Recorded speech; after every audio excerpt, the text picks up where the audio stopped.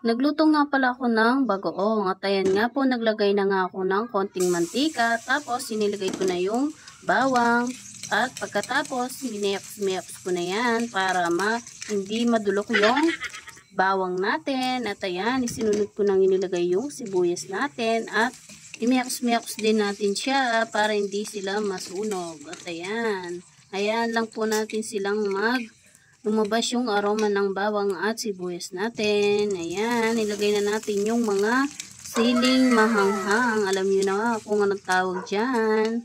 At continue lang po sa paghalo hanggang sa maluto yung mga bawang at sibuyas natin, pati yung siling pangmalakasan natin. At ayan nga po, nilagay ko na yung bagoong. Ayan, halu-haluhin lang natin.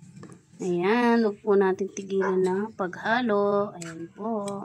Gisa lang natin na maayos yung mga bagoong natin. Pagkatapos, ilagay na natin yung was na asukal natin. Ayan, halu-haluin lang natin. Pagkatapos, ayan lang natin siyang kumulo hanggang sa lumabas yung nagmamantika na siya. Ayan nga po. Ayan, luto na po yung ginisang bagoong natin. Thank you for watching.